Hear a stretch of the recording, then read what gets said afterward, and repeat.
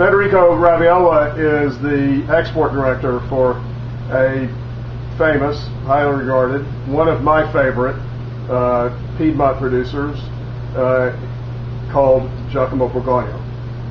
And the Giacomo Borgogno winery might be the most traditional style producer of Barolo and other Piemonte reds of all.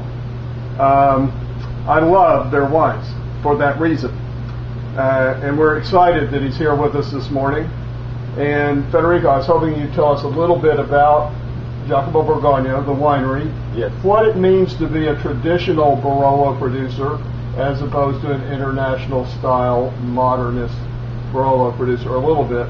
And then beyond that, specifically, we'd like you to tell us about the spectacular 05 Barolo Normale that we are tasting this morning. Yes, sure. So, Borgogno is a winery was founded in 1761, so we have very long history, and through all these years we kept on producing the Barolo with our traditional style, the Piemonte style that used mainly, or better, exclusively big casks. So we use casks to age the Barolo for at least 3 years, which are between 20 and 50 hectoliters, so very big casks.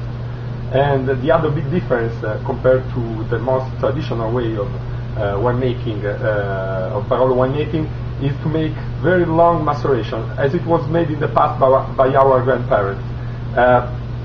So the maceration are long, very long, up to 40-45 days. Gosh, that is very long. Yeah, very long. While the modern style prefers to make shorter, 10-15 days maceration. 2 weeks in small, usually barriques these days, which are very small oak casks, so you get really intense oak character in the wines. Definitely, and the maceration in our style is very natural. So we don't use any other kind of machine to extract the tannins, the colors, and all the features from the skins of the grapes. But it's very natural, very slow, and very, in a word, traditional. So let's taste this 05 Barolo, and then you can tell us a little bit about it.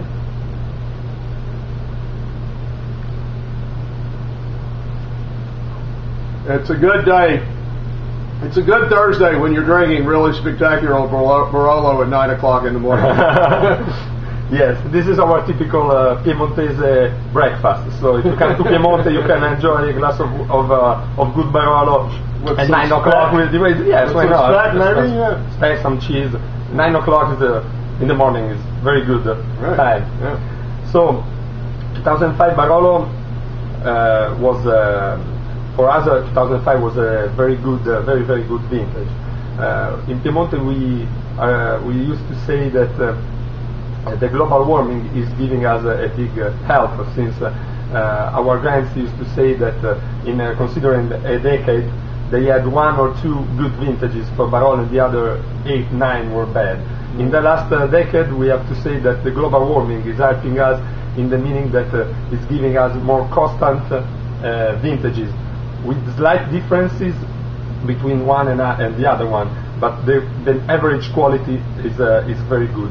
Well, Piemonte Barolo specifically is a little bit like Burgundy. Yes, in that one of the big challenges, especially with a thin-skinned kind of quirky grape variety like Nebbiolo, one of the big challenges is ripeness, and we around here we call it climate change, not global warming, because global warming is too political. Yes, okay. So with climate change, it's less of an issue getting the grapes ripe, naturally ripe in the vineyard. So it has been a boon for Piemonte and Burgundy.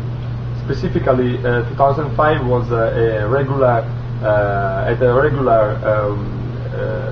summer, and we harvested the wine at the mid-October, as it used to, quite normal, quite regular harvest.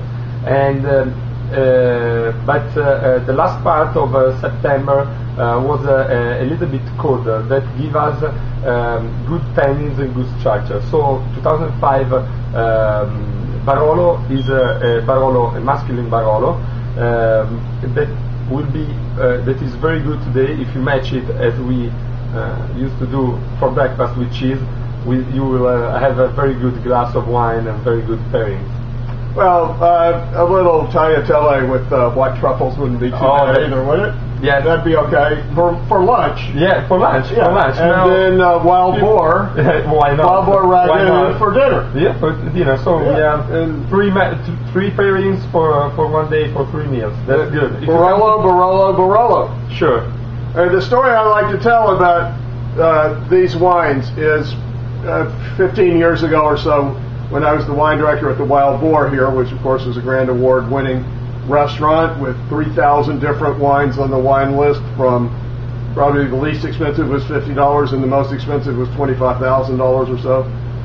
One day at lunch, I was just working, serving wine. Everybody was having a great time, and I turned around and Jim Clendenin, the owner of Bon Climat in Santa Barbara, one of the greatest winemakers in the world, was standing at the door asking for a table for one for lunch, to have lunch by himself.